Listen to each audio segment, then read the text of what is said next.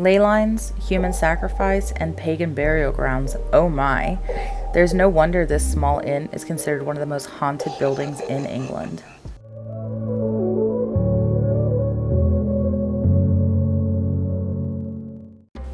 Hi loves, it's Aura. Welcome back to my channel and welcome back to a brand new video.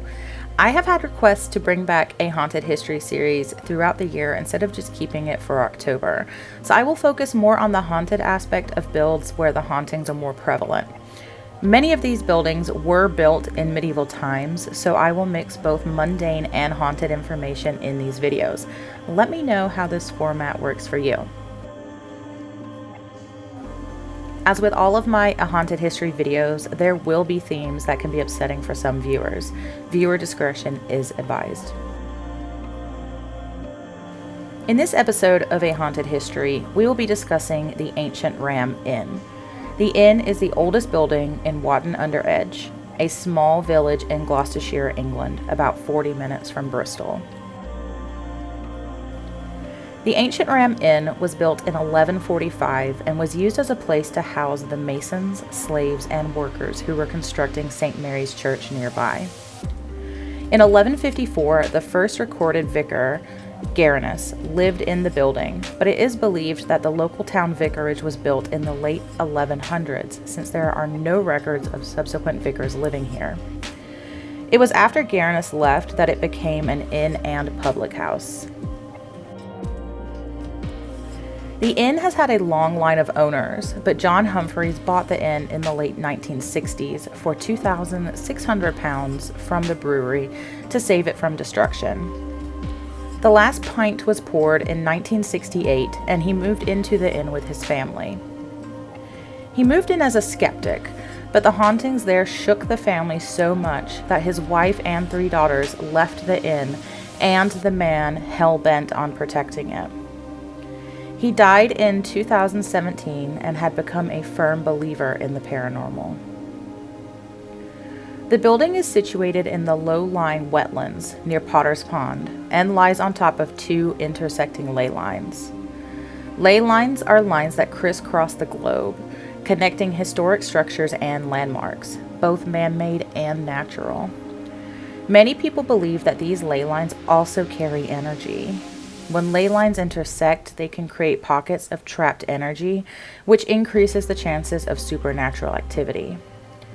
Both of these lines trace directly back to Stonehenge, and many people believe that the power at Stonehenge fuels the paranormal activity of the property. The site of the inn also sits on a 5,000-year-old pagan burial ground. And when St. Mary's Church was built, they had to redirect multiple streams around both the church and the inn. Some people believe that in redirecting these streams, it opened up a portal for dark energy. One guest said that as soon as you step into the inn, a dark aura envelops you. The atmosphere was awful.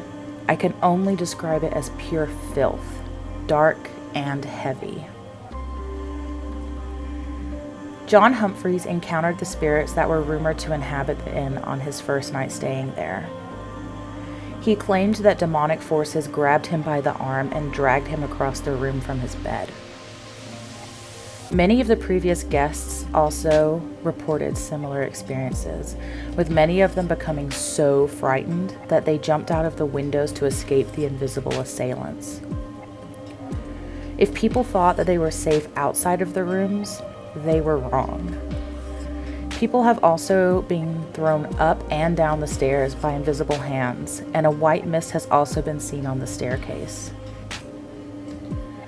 When Humphreys was renovating the inn, he found the skeletons of children under the staircase. He said that they were all found with broken daggers and evidence of stab wounds. The bodies and daggers were taken to the Bristol Museum and analyzed, and it is believed that they were part of a ritual sacrifice, and the daggers were broken so that they couldn't be used again. He has also claimed to find other evidence of human sacrifice and devil worship on the grounds.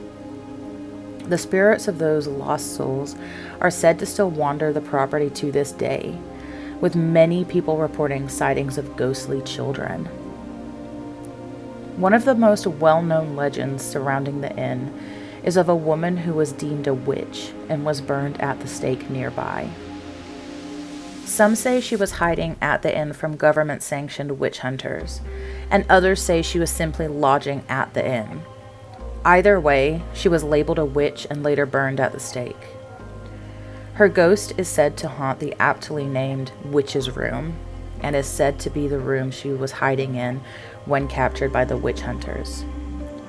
Her cat is also said to still haunt the room, with visitors hearing howling in the middle of the night and waking up with scratches. Another extremely haunted room in the inn is the bishop's room. In years past, this is the room that the bishop stayed in, and it is still supposedly haunted by several of the spirits of these bishops. Dark monks and evil spirits are said to be seen in this room today. The hoof of a ram was found in one of the walls of the room as well. A medium visiting the inn once opened the door to the room and was picked up off the ground and flung across the corridor. A ghostly soldier can also be seen in this room. He materializes near the dressing table and walks to the opposite wall. Witnesses have said that they have heard the ghostly screams of a man that was reputedly murdered in the room by having his head thrust into the fire. People staying in the bishop's room can also hear something heavy being dragged coming from the attic above. It is thought that this sound is the residual energy of the last moments of the life of Elizabeth, the innkeeper's daughter from the early 1500s. Reports state that she was murdered in the attic by highwaymen and was found hanged. The theory is she may have overheard them plotting while they were at the bar. This is further backed up by the body of a young woman that was found beneath the area of the former bar. Rather a lot for one room, John Humphreys has said, and I agree with him. There are also some other hauntings which aren't reported as frequently, but also add gravity to the extent of the hauntings in the inn. The first room that guests would encounter is the men's kitchen.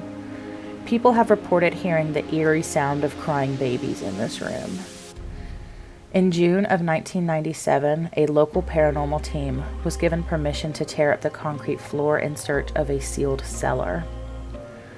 What they found wasn't what they were expecting.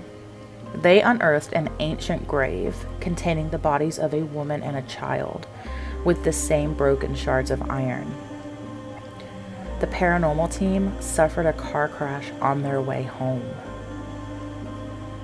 Several plumbers working on the inn were scared witless when a Roman centurion on horseback appeared out of thin air, passing through the wall and riding directly toward them.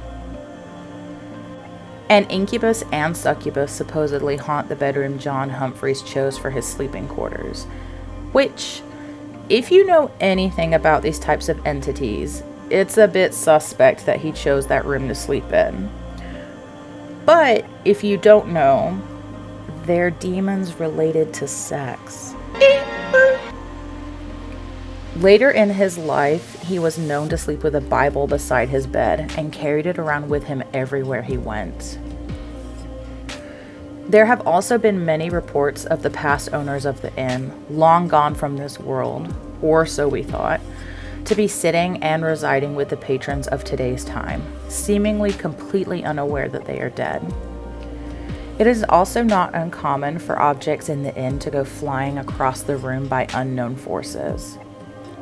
Many guests in the past have been injured by the flying objects. Doors are also known to slam shut on their own.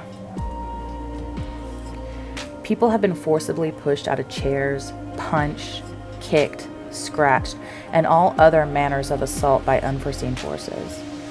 Other guests have reported a stabbing feeling in their chests and back, possibly the residual energy of the human sacrifice. Footsteps can also be heard walking through the building, with no one being there, at least that they could see. It isn't unheard of to have localized cold spots, blasts of icy air, pools of water forming, and light anomalies to be experienced in the inn.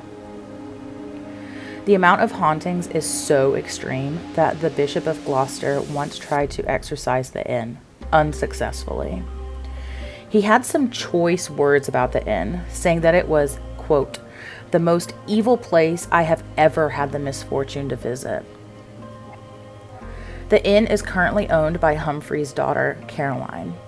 As a child, she was so afraid of the inn that she would sleep outside.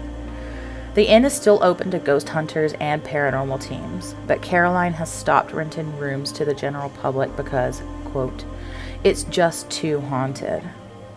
But after nearly 50 years here, she told one news source, I've accepted that we have to live with some unwanted guests.